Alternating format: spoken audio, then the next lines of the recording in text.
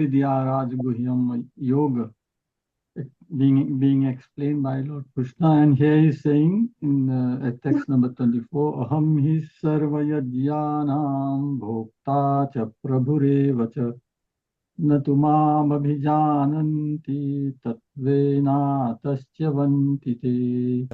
It will take them some time because they are not taking the direct route. They are going through different, because the Lord says, all the sacrifices, all the yagnas, and all the rituals that we do finally reach Him. But it is not directly. 25, message is clear, simple. And ultimately, what are we trying to achieve? Is one goal, one creator. The creator is the enjoyer. There's only one creator. Even Shri Krishna emphasizes that he, Lord Krishna, is the ultimate receiver and benefactor of all forms of yajna and worship.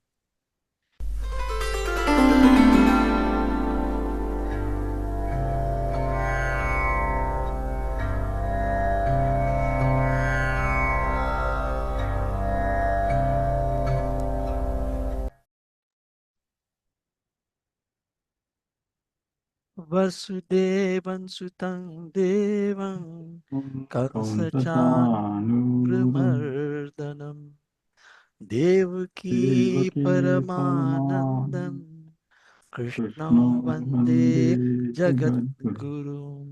Shri Krishna Vande Jagat Guru. We are still in Rajvidya Rajguhyam Yoga being explained by Lord Krishna, and here he is saying in at text number 24, Aham hi sarvayajyanam bhokta cha prabhureva cha natumam abhijananti tatvena tasya vantite. Aham hi sarvayajyanam bhokta. I am the enjoyer of all the yajna that anyone is performing. Although it is being indirectly performed to me, yet I am the enjoyer of that yajna. I am the Prabhu of that yajna. लेकिन यहाँ बोल रहे हैं न तुमाम अभिजानन्ति. They do not know me, they are ignorant about me, and being ignorant about me, about my tattva, mera tattva, my truth, they are ignorant about my truth. Tatvena taschavantite. Chavantite meaning they return again, they take birth again and again in the material world. So this is for those who worship, but God being the only bhokta, yet because it is done without proper understanding, with ignorance, they, without understanding the real tattva of Bhagavan, they tend to return to take birth again in the material world. संसार में फिर से जन्म लेना पड़ता है. So this is a very important message to us all, and we have to understand the position of each and every one. And the second shloka 25, Yanti deva vrata devan pitrin yanti pitra vrata bhutani yanti bhutetya yanti madhya jinopimam. And here he clearly, he makes it more clear that yanti, they go. Deva vrata, those who worship devas, go to the devas. Those who worship Pitra, go to Pitra. Those who worship ghosts and spirits, they could go to these places.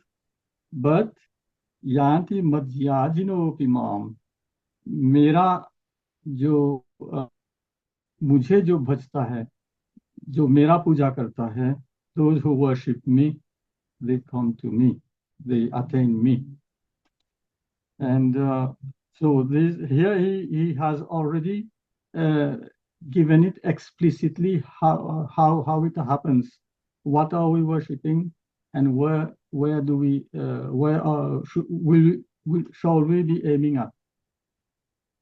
So this is also an important aspect to determine where an Atma will go after his death. So eventually, then Lord will explain in that there are very simple terms to worship me. But the only thing required is our devotion. Thank you for your attention. Jai Shri Krishna. So our beloved Lord Krishna says he is the only enjoyer, and he is also the master of all the sacrifices.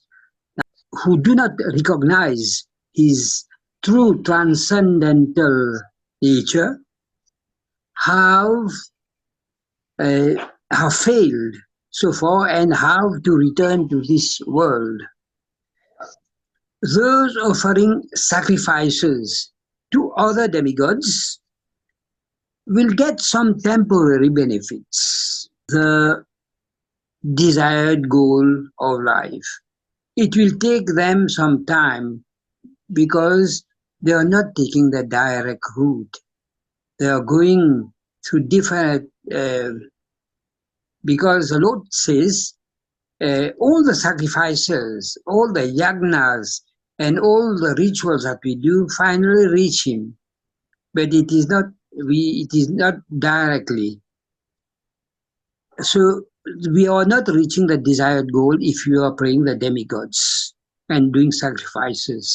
These sacrifices will ultimately reach Krishna indirectly. But failing to recognize him bring the downfall of the devotee.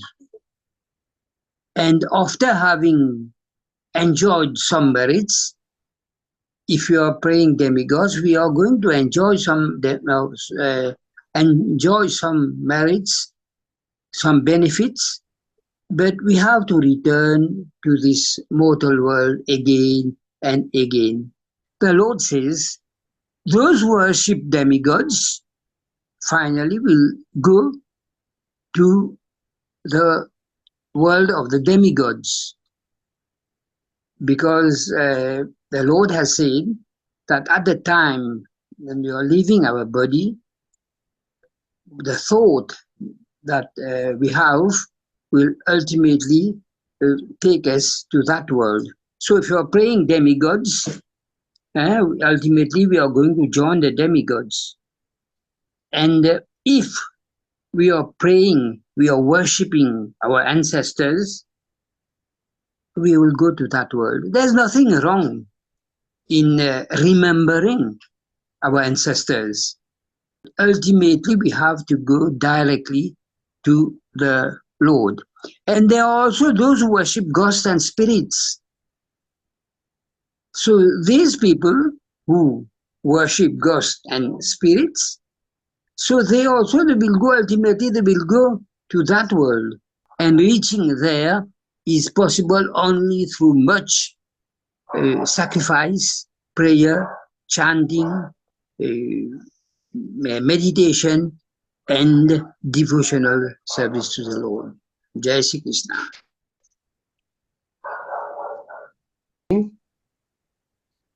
I am the enjoyer.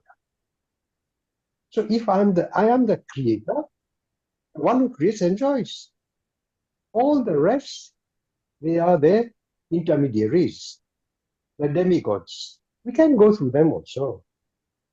But ultimately, it is one Lord Krishna, the creator, one source of energy, We are all the energy source from whoever have it, all the human beings, all the living beings, there is one source of energy. And that is the creator. And in 25, he says, if you go to the demigods, you will reach their planets. If you pray the Pitrulok, you will go to the planet. Okay. So all this is in the material world. Are we looking for the material world? Temporary? Because the material world is temporary. We're looking for the permanent. So what I was saying, finally, that brings us to that slok, to that pratna. Om asato ma sat gamaya, tamaso ma jyotir gamaya, mrityurma amritam gamaya. Lead us from unreal to real, not the body, the Atma, the real, the truth, the transcendental truth. From darkness to light, because we are ignorant, we are going through different channels. Let us go direct. This is the meaning. And immortality means in the material world. So it is temporary. Immortality is permanent, everlasting, universal. So this is our goal. And to reach those goals, there are regulative principles. After all, what is the Bhagavad Gita teaching us? Lord Krishna is teaching Arjuna. It is your duty to fight. Don't look at the outcome. Outcome is not in your hands. I decide on the outcome. You do your prescribed duty. And prescribed duty, there are rules and regulations for that. Just like our life. If we want to lead our life peacefully, there are rules and regulations, there are disciplines. Likewise, transcendental goal, there are rules and regulations. Jai Shri Krishna. Aham hi sarvajnanam bhokta cha prabhureva cha natu mam bhijananti tattve natasyan vantite yanti deva vrata devan pitryanti pitrvrata bhutani yanti bhutekya yanti madhyajino Bhimam. As we have explained already, these two slokas are very sort of interesting. Lord Krishna says that in the slok 24, that I am the enjoyer and the Lord of all sacrifice, all yajna. But those who do not realize my true transcendental nature fall down. Okay, they fail and they fall down. Therefore, in this verse, Bhagavan Shri Krishna emphasizes that he, Lord Krishna, is the ultimate receiver and benefactor of all forms of yajna and worship. He is the supreme enjoyer and controller of the universe.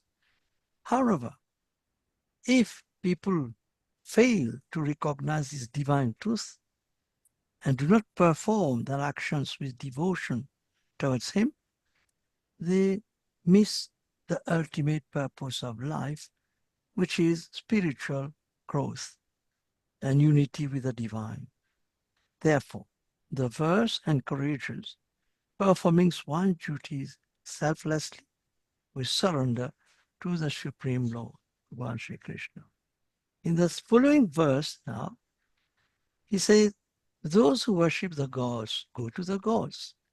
Those who worship the ancestor Pitra, ancestor, go to the ancestors. Those who worship spirits, Bhut Pretadi, will go to the spirits. And those who worship me, that is Lord Krishna, come to me. So straightforward. So therefore this verse illustrates the law of spiritual alignment. Krishna explains that the objects is one worship determines the destination of the life. If one offers devotion to various deities, spirits, or ancestors, as you have said above, they attain the realms of the associated with those beings. But those who surrender their hearts and minds to Bhagavan Shri Krishna, the Supreme Being, transcend worldly realms and achieve eternal union with Him in the spiritual abode. Therefore, the verse stresses that sincere devotion to the Supreme leads to moksha, liberation. Together, therefore, these two slokas are very important because both of them underscore the importance of Bhagavan Shri Krishna's supreme nature in achieving ultimate spiritual fulfillment.